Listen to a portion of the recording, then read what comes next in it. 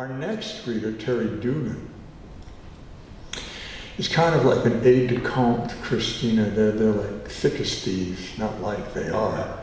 And Terry and I go back quite a ways as well in other venues, like the Carpellis Library Manuscript Museum at Carpellis. It gives me great pleasure. Terry. Thank you. For those who don't really know me, beside a poet, I'm also a fiction writer and a nonfiction writer. And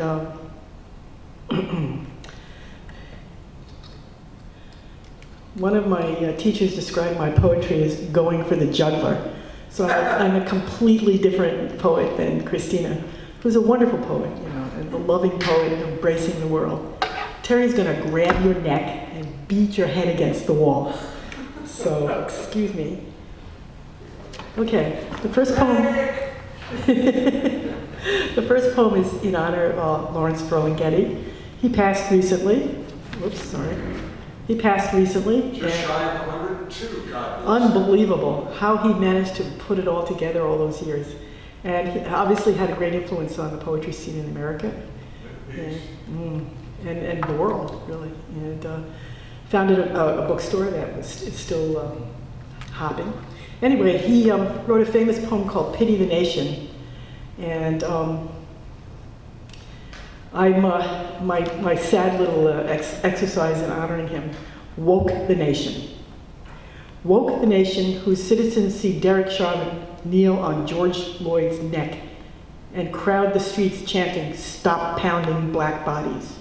Woke the nation whose people say Breonna Taylor's name when she was killed by 3 cops in her own home and rumble when justice is delayed and denied. Woke the nation while the self-proclaimed blue heroes shoot Legend Smalls, a 1-year-old boy, in the head in a carjacked auto in Houston. For blessed are those who maim black children with impunity. Woke the nation while a black father pleads with police to take the gun off his 8-year-old child, knowing his son will grow up twisted in loathing for being profiled and disrespected. Woke the nation when I Can't Breathe triggers brutality beyond measure by police, while official explanations for being black in the wrong place at the wrong time cover their deeds. Woke the nation whose collective memory erases the little Vietnamese girl running down the road after napalm burned her clothes off, because they believe their country was defending freedom.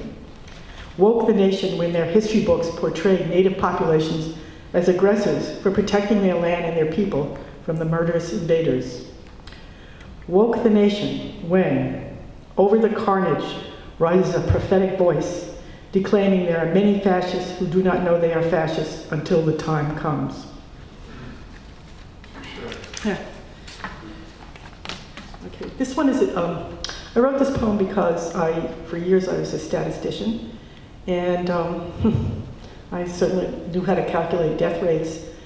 And when I first wrote it, I didn't have anything about death rates for black people. And now I write it, I rewrote it, and I said, this is the woke version of the body counters. Black death by homicides matter. I used to manipulate statistics for a living, the alphanumerics of suffering, disease, and death. Half of you will die of cancer, the other half heart disease, and in between, to escape these causes, you could try overdosing, suicide, drunk driving, and military service. Or you could be born black. Should you be a male between 15 and 34, your chances of dying from a gun homicide will be 20 times higher than a young white male. Should you be female or look like a female, your risk of being killed by a firearm is higher than females of other races and ethnicities. Mass shootings know no race or color.